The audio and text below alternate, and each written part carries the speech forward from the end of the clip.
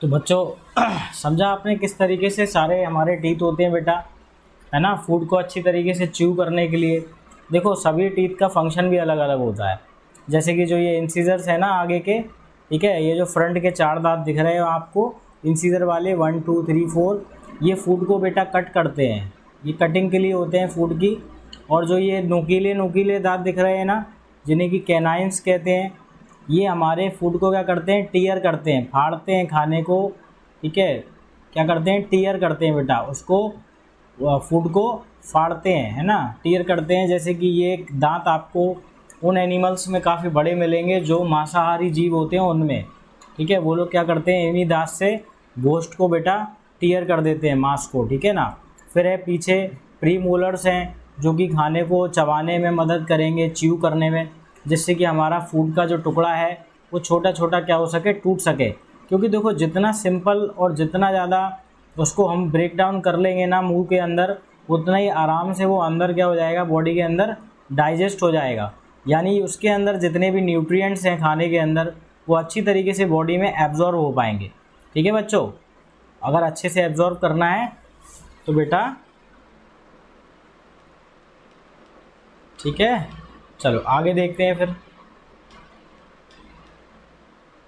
हाँ अगला देखिए, फिर इसके बाद क्या है बच्चों, आगे समझते हैं।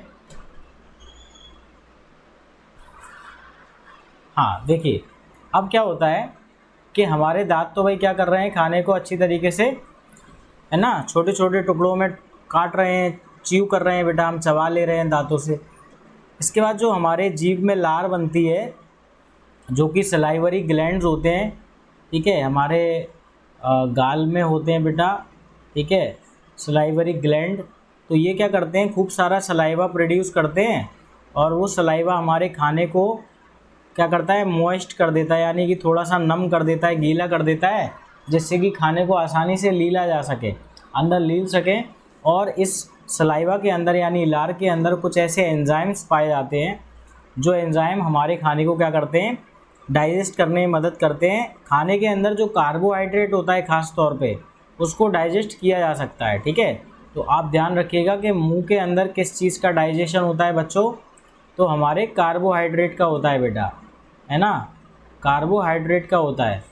ठीक है और यही कारण है कि जब हम खाने को मुंह के अंदर रख के चबाते हैं तो हमें थोड़ा सा एक मिठास यानी कि शुगर होने का मालूम चलता है कि हमारे फूड के अंदर क्या है, ग्लूकोज है या कार्बोहाइड्रेट है ना।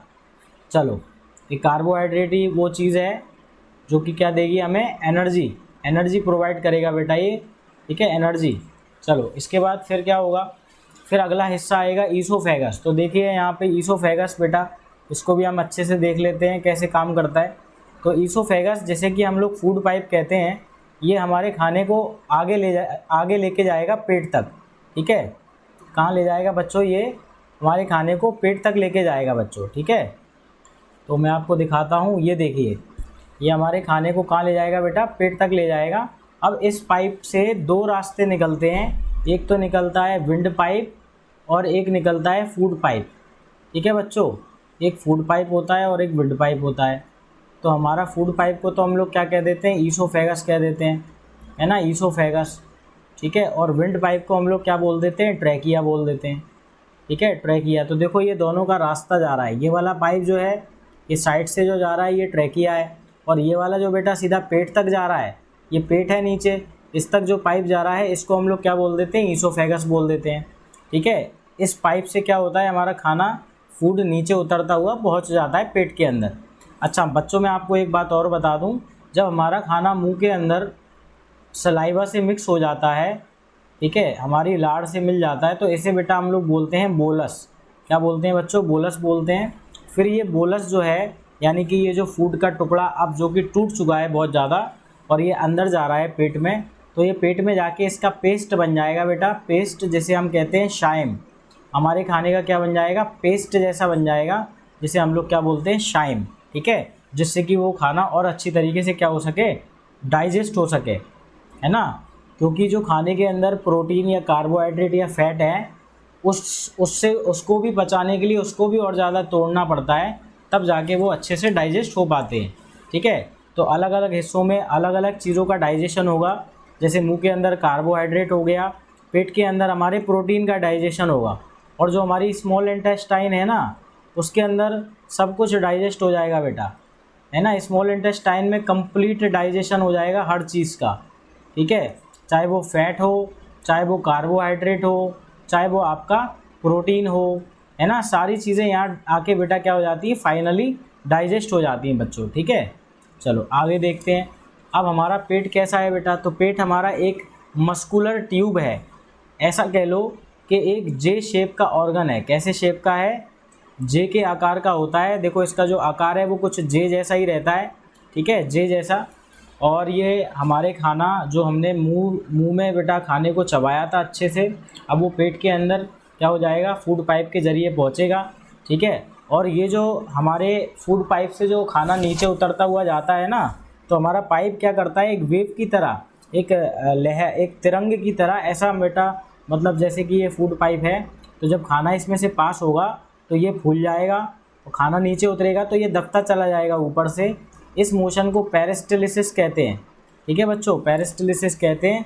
और इस तरीके से ये खाना हमारा पेट तक पहुंच जाएगा, ठीक है, नीचे नीचे ऐसे होता हुआ पहुंच जाएगा, ठीक है ना बच्चों। अब देखो बेटा, इसके बाद हमारे पेट की अगर हम बात करें तो पेट के अंदर आपको क्या मिलने वाला है, पेट के अंदर आपको मिलने वाला है HCl, हाइड्रोक्लोरिक एसिड। अब ये एसिड क्या क्या कर रहा है वहाँ पे, तो बेटा पेट के अंदर एक प्रोटीन पचाने वाला एक एंजाइम होता है जिसका नाम है पेप्सिन। और ये इस पेप्सिन एंजाइम को क्या करता है, ज़िंदा रखता है या एक्टिव करता है। ये जो हाइड्रोक्लोरिक एसिड है ना, अगर ये ना हो तो ये प्रोटीन नहीं पचा पाएगा ये एंजाइम।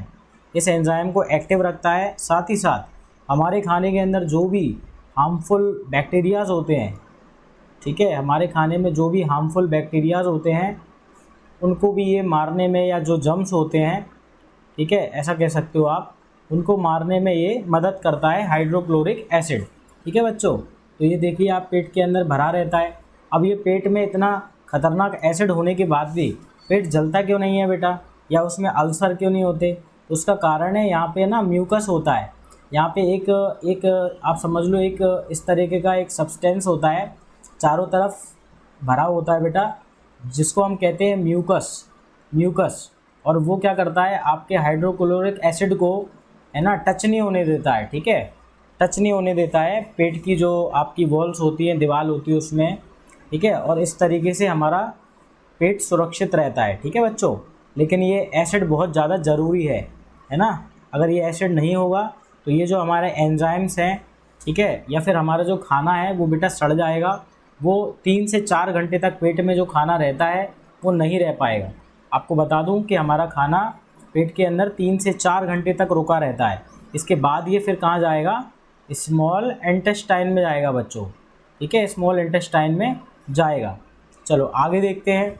स्मॉल इंटेस्टाइन से पहले थोड़ा सा इसके बारे में और पढ़ लेते हैं कि जो हमारा पेट है, पेट के अंदर हमारे गैस्ट्रिक जूस पाए जाते हैं बेटा, जो जिसके अंदर क्या होता है, हाइड्रोक्लोरिक एसिड होता है, जो कि क्या करता है, बैक्टीरिया को मार देता है।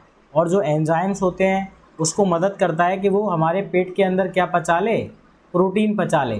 क्या खाना अभी पूरी तरीके से पच गया है, नहीं, अभी माउथ में थोड़ा पचा है और थोड़ा सा स्टोमक में पचा है। अब जो कसर रह जाएगी वो पूरी की पूरी खाने को पचाने का फाइनल डाइजेशन कौन कर देगा बेटा, स्मॉल इंटेस्टाइन कर देगा, ठीक है। ये पूरी तरीके से पचा लेगा खाने को। अच्छा, अब यहाँ से जो खाना जा रहा है ना पेट में से, तो देखो मुंह के अंदर हम लोगों ने खाने को अच्छे से चबा लिया था, इसके बाद इसका एक पेस्ट बन गया बेटा, है ना, पेस्ट बन गया इसका पेट में जाके, जिसे हम क्या कहते हैं, शाइम। अब ये जो पेस्ट जैसा आपका बन गया है खाने का, ये आगे पास हो जाएगा बेटा किधर पे, स्मॉल इंटेस्टाइन में, ठीक है बच्चों।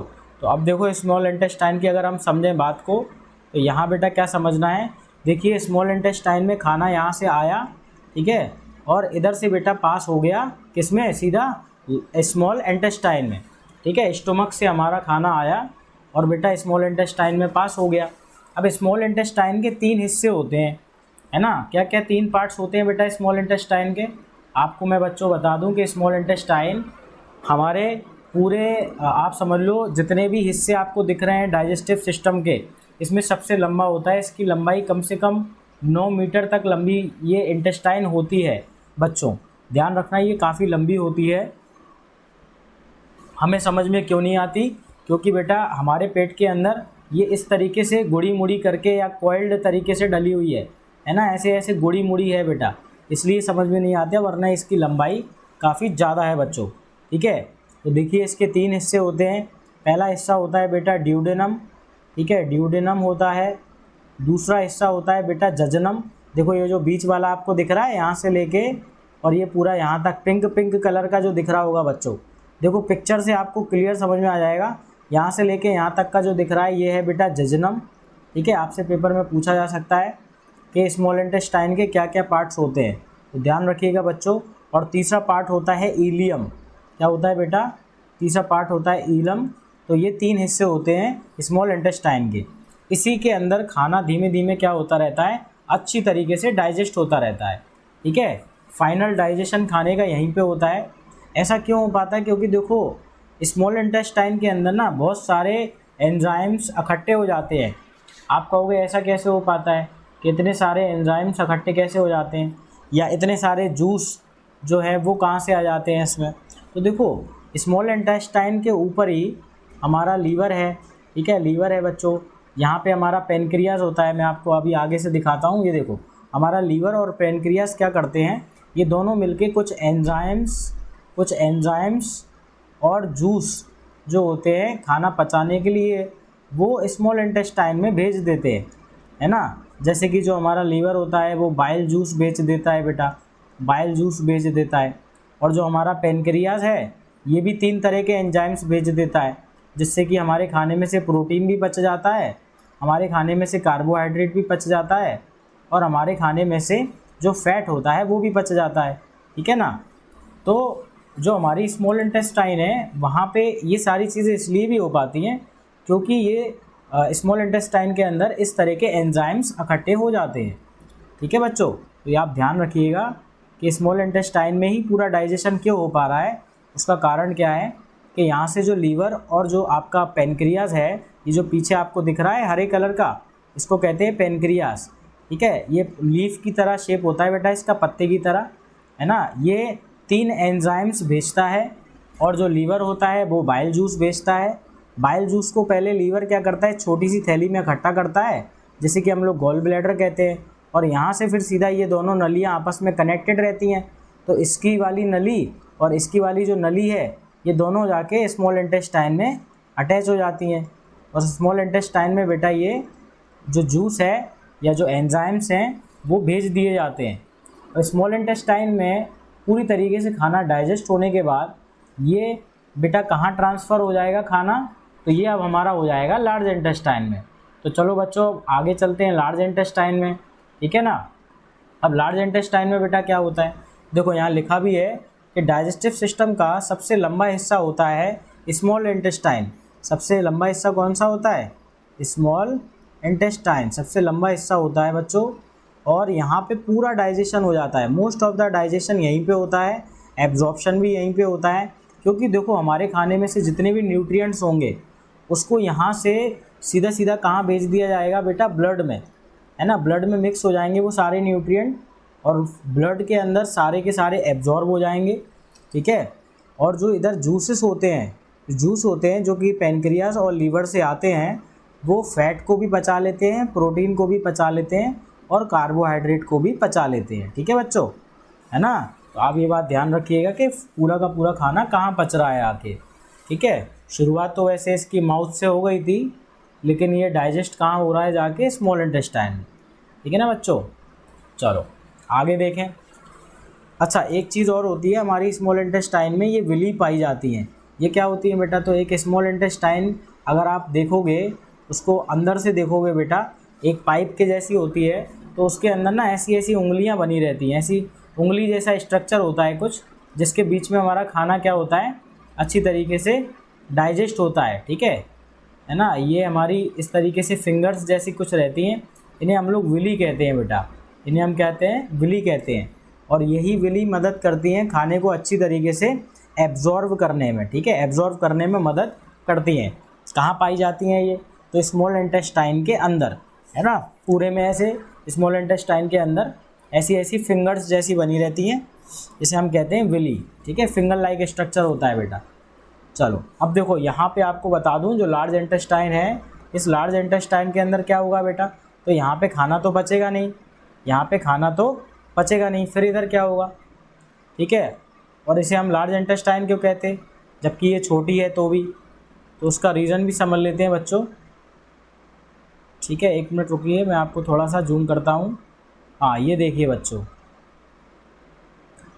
ठीक है ना, बढ़िया। हाँ तो देखिए यहाँ पे क्या है बेटा कि स्मॉल इंटेस्टाइन की लंबाई ज़्यादा है, ठीक है, लेकिन जो लार्ज इंटेस्टाइन है वो मोटी होती है, थिक होती है, इस वजह से उसे लार्ज कहते हैं, है ना। यहाँ पे जो स्मॉल और लार्ज कहा जा रहा है वो लंबाई की वजह से नहीं बल्कि मोटाई की वजह से कहा जा रहा है, ठीक है, थिक और थिन होने की वजह से।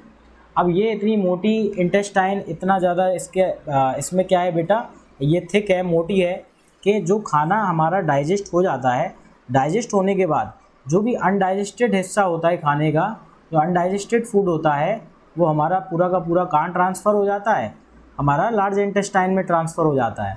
और इस अनडाइजेस्टेड फूड के अंदर से भी कुछ मिनरल्स, ठीक है, कुछ मिनरल्स और बेटा कुछ जो विटामिन और आपका वाटर है ना, आपका वाटर क्या कर लिया जाता है, एब्जॉर्ब कर लिया जाता है। यानी कि बचे कुचे खाने में से भी जो अनडाइजेस्टेड है उसमें से भी कुछ काम की चीज़ें निकाल ली जाती हैं, किसके द्वारा, लार्ज इंटेस्टाइन के द्वारा। अब लार्ज इंटेस्टाइन में भी बेटा 3 हिस्से होते हैं। एक होता है सबसे पहला वाला जो आपको ये दिख रहा होगा, इसे हम बोलते हैं कैल्शियम, क्या बोलते हैं, कैल्शियम बोलते हैं बेटा। दूसरा जो हिस्सा होता है ये वाला, इसे हम लोग बोलते हैं कॉलन, क्या बोलते हैं, कॉलन। और तीसरा जो हिस्सा होता है बेटा, इसको हम लोग बोलते हैं मतलब बेसिकली यहाँ पे 2 ही हिस्से होते हैं, एक कैल्शियम और एक कॉलन, और उनको भी इस तरीके से डिवाइड कर दिया जाता है, जैसे कि जो आपका ये वाला हिस्सा है कैल्शियम, इसके बाद आपका ये वाला हिस्सा बेटा ट्रांसवर्स कॉलन है, इसके बाद ये डिसेंडिंग कॉलन है ये वाला, और जो ये जो पिंक कलर का आपको दिख रहा होगा ये है सिग्मोइड कॉलन, ठीक है। हालांकि आपके लिए इतनी डिटेल की ज़रूरत नहीं है, बस आप देख सकते हो कि लार्ज इंटेस्टाइन में भी अलग अलग पार्ट्स होते हैं। आप 2 याद कर लो, एक तो इसका पार्ट होता है कॉलन और एक होता है ना शीशम, ठीक है, कैल्शियम करके बोल सकते हो या शीशम करके बोल सकते हो, इस तरीके से आप बोल सकते हो बच्चों, ठीक है। और लास्ट जो इसका पार्ट होता है बेटा यहाँ पे, जिसे हम कहते हैं रेक्टम, और इसी रेक्टम के अंदर हमारा जो फूड है या जो हमारा अनडाइजेस्टेड फूड में से भी एब्जॉर्ब होने के बाद चीज़ें जो वेस्ट होता है वो हमारा यहाँ आके स्टोर हो जाता है, ठीक है। और इसी वेस्ट को हम लोग क्या बोल देते हैं बेटा, मल बोल देते हैं या फिर फीसेस बोल देते हैं, है ना। तो यहाँ पे पानी एब्जॉर्ब हो रहा है आपके, और कुछ न्यूट्रिएंट्स आपके एब्जॉर्ब हो रहे हैं। इसके बाद bacteria in the large intestine help to break down the remaining material, और ये वेस्ट हमारी बॉडी से बाहर निकल जाता है, ठीक है बच्चों। ये हमारा रेक्टम और एनएस हो गया बेटा, ये हमारी बॉडी का एलिमेंट्री कैनाल का लास्ट हिस्सा है। देखो एक बार हम समझ लेते हैं कि एलिमेंट्री कैनाल कितना लंबा है, कितना मतलब उसके अंदर चीज़ें हैं छोटी छोटी। देखो ये पूरी लार्ज इंटेस्टाइन है, इसमें शीशम है, कॉलन है, इसके बाद ये बड़ा सा क्या है बेटा, नीचे रेक्टम है, और ये है एनल कैनाल, ठीक है, जहाँ से हमारा वेस्ट थ्रोन आउट होता है। चलो रेक्टम से बेटा हमारे क्या निकलती है, फीसिस, यानी हमारा जो वेस्ट होता है वो निकल जाता है, ठीक है ना। चलो अब हम एक बार देख लेते हैं एलिमेंट्री कैनाल में क्या क्या है। तो हमारा बेटा एलिमेंट्री कैनाल में माउथ होता है, माउथ के बाद हमारा क्या था, ईसोफेगस था, ईसोफेगस के बाद हमारा क्या था बेटा, फिर हमारा स्टोमक था, स्टोमक के बाद हम कहाँ पहुँच रहे थे, स्मॉल इंटेस्टाइन में पहुँच रहे थे, फिर हम लार्ज इंटेस्टाइन में पहुँच रहे थे, फिर हम कहाँ पहुँच रहे थे, हमारा खाना सीधा एनस के थ्रू बाहर निकल रहा था, ठीक है। जो भी हमारा अनडाइजेस्टेड फूड है वो अनडाइजेस्टेड, ठीक है बच्चों। चलो तो इतना ध्यान रखिएगा। अब देखो जल्दी से क्वेश्चन कर लेते हैं। देखो कहाँ पे डाइजेशन स्टार्ट होता है बेटा, तो माउथ में होता है, पहला क्वेश्चन, ठीक है, बिगिन। चलो अगला है, what is the name of the tube that carry food, यानी कि उस पाइप का नाम बताना है जिसमें से खाना होता हुआ अंदर जाता है, तो उसे हम क्या बोलते हैं बच्चों, ईसोफेगस। बहुत ही आसान क्वेश्चन आते हैं, कुछ ज़्यादा घबराने की ज़रूरत नहीं है, अच्छे से पढ़ लोगे कर लोगे। विच ऑर्गन प्रोड्यूसेस बाइल, देखो बाइल जूस कहाँ से प्रोड्यूस होता है बेटा, तो लीवर से। देखो लीवर से तो होता है बाइल जूस प्रोड्यूस, ठीक है, और जो पेनक्रियाज होती है, जो पेनक्रियाज मैंने आपको दिखाया था ना, इस तरीके का जो पत्ते जैसा आकार का शेप का ऑर्गन था पेनक्रियाज, यहाँ से आता है बेटा पेनक्रियाटिक जूस। क्या आता है? Pancreatic juice. और ये दोनों जूस आके कहाँ इकट्ठे हो जाते हैं? स्मॉल इंटेस्टाइन में आके ये दोनों इकट्ठे हो जाते हैं, जिससे कि स्मॉल इंटेस्टाइन में पूरी तरीके से खाना क्या हो जाए? डाइजेस्ट हो जाए। ठीक है बच्चों, चलो इसके बाद और लीवर से हम क्या याद रख सकते हैं बेटा कि हमारे बॉडी के अंदर का सबसे बड़ा ऑर्गन है ना, लार्जेस्ट ऑर्गन है हमारी बॉडी का, और हैवीएस्ट भी है, काफ़ी हैवी भी होता है और बड़ा भी होता है। ठीक है बच्चों, चलो इसके बाद क्या है बेटा कि हमारा मोस्ट न्यूट्रिएंट कहाँ एब्जॉर्ब होता है? तो देखो अभी हमने बात करी थी कि खाना तो हमारा माउथ में भी पच रहा है, स्टोमक में भी पच रहा है, ठीक है, लेकिन जो पूरा का पूरा खाना अच्छे से डाइजेस्ट हो रहा है वो कहाँ हो रहा है? स्मॉल इंटेस्टाइन में। इसका आंसर क्या हो जाएगा? Small intestine. बच्चों आप भी कमेंट बॉक्स में आंसर देते रहिए। What is the function of large intestine? Large intestine में बेटा क्या होता है? तो मैंने आपको बोला था कि लार्ज इंटेस्टाइन में खाना जो बचा हुआ हमारा फूड है, यानी अनडाइजेस्टेड फूड है, उस अनडाइजेस्टेड फूड में से भी, ठीक है, उसमें से भी जो विटामिन्स हैं, जो मिनरल्स हैं और जो आपका वाटर है, उसको यहाँ पे एब्जॉर्ब कर लिया जाता है। ठीक है बच्चों, चलो तो यानी कि यहाँ पे क्या एब्जॉर्ब होता है बेटा? वाटर। चलिए आगे देखिए फिर। ठीक है, what is a semi liquid mixture of food in the stomach called? तो क्या बोलते हैं बेटा हम उसे? शाइम। देखो एक बार फिर से बता देता हूँ, जब हमारा खाना मुंह के अंदर चबा लिया जाता है, जब हमारे खाने के अंदर मुंह में क्या हो जाती है बेटा? सलाइवा मिल जाती है फूड के साथ, तो इसे हम लोग कहते हैं बोलस। क्या बोलते हैं बच्चों? बोलस। और यही बोलस जब आपका मुंह के बाद बेटा ये कहाँ जाएगा? तो हमारे मुंह से ये फिर ईसोफेगस से होता हुआ सीधा कहाँ पहुँचेगा? पेट तक जाएगा। तो पेट के अंदर जब ये पहुँच जाएगा तो ये बोलस क्या बन जाएगा? वहाँ जाके एक पेस्ट जैसा बन जाएगा, जैसे कि हम लोग क्या बोल देते हैं? शाइम बोल देते हैं। चलो आगे देखो। ठीक है, फिर पूछा गया बेटा break down of carbohydrate in the mouth. कौन सा हमारा जो आपका क्या चीज़ है मुंह के अंदर जो हमारे खाने में से कार्बोहाइड्रेट को पचाती है, यानी आपके मुंह में कार्बोहाइड्रेट को पचाने के लिए इसमें से क्या हेल्प करता है? तो बेटा वहाँ पे क्या होता है? सलाइवा होता है। और सलाइवा में पाया जाता है एक एंजाइम जो कि हमारे खाने में से क्या क्या पचा लेता है बेटा? कार्बोहाइड्रेट पचा लेता है। ठीक है, जिससे आपको तुरंत एनर्जी मिल सके। ठीक है, आपको एनर्जी मिल सके। चलो, what are the finger like projection that absorb nutrient? तो देखो अभी मैंने आपको बताया था कि हमारी स्मॉल इंटेस्टाइन में जब आप अंदर देखेंगे, ठीक है, 3D डायग्राम, तो बेटा इस तरीके से उसमें ना फिंगर्स बनी रहती हैं, और इन्हीं फिंगर्स की वजह से जो खाना इसके अंदर आता है वो अच्छे से क्या हो पाता है? डाइजेस्ट हो पाता है। और इन्हीं को हम लोग क्या बोलते हैं? विली बोलते हैं। क्या बोलते हैं बच्चों? विली बोलते हैं, है ना। चलो बच्चों ध्यान रखिएगा। What is the name of process that pushes food down the oesophagus? तो बेटा ये हमारा जो ईसोफेगस है, जो फूड पाइप है, जो कि पेट से जुड़ा हुआ है ना, इस पाइप की खास बात क्या है कि जब इसमें खाना आता है तो ये फूल जाता है ना, बढ़ जाता है, और जब खाना नीचे उतरेगा तो ऊपर वाला हिस्सा जो है वो क्या हो जाएगा? पिचक जाएगा। ठीक है, वो क्या हो जाएगा बेटा? वो पिचक जाएगा। तो इस तरीके का मूवमेंट करते करते खाना नीचे उतर जाता है पेट तक, और इसी को हम लोग क्या कहते हैं? पेरिस्टालिसिस कहते हैं। ठीक है बच्चों, अगला question, where is waste stored before it eliminated? यानी हमारा खाना पूरी तरीके से पचने के बाद जब वो वेस्ट बन जाता है, तो वो कहाँ पे जाके स्टोर होता है बेटा? तो देखो मैंने अभी आपको बताया था कि हमारा वेस्ट कहाँ स्टोर होता है। तो ये एक हिस्सा होता है बेटा, ये वाला हिस्सा, जिसे कि हम लोग क्या कहते हैं? रेक्टम कहते हैं बेटा। ये जो पूरा पोर्शन है इसे हम लोग रेक्टम कहते हैं, यहीं पे आके स्टोर हो जाता है। ठीक है बच्चों, इसका आंसर बेटा क्या हो जाएगा? इसका आंसर हो जाएगा रेक्टम। ठीक है बच्चों, तो देखिए हमारा कंप्लीट हो गया है टॉपिक, और उम्मीद करता हूँ इतना अगर आपने अच्छी तरीके से पढ़ लिया तो आपको इस टॉपिक से एक भी क्वेश्चन गलत नहीं होगा। अच्छी तरीके से समझ लेना बेटा, दोबारा देख लेना। ठीक है बच्चों, चलिए बाकी हम लोग आगे फिर इस तरीके के टॉपिक्स करते रहेंगे। तब तक प्लीज़ जय हिंद, जय भारत, जय प्राइम।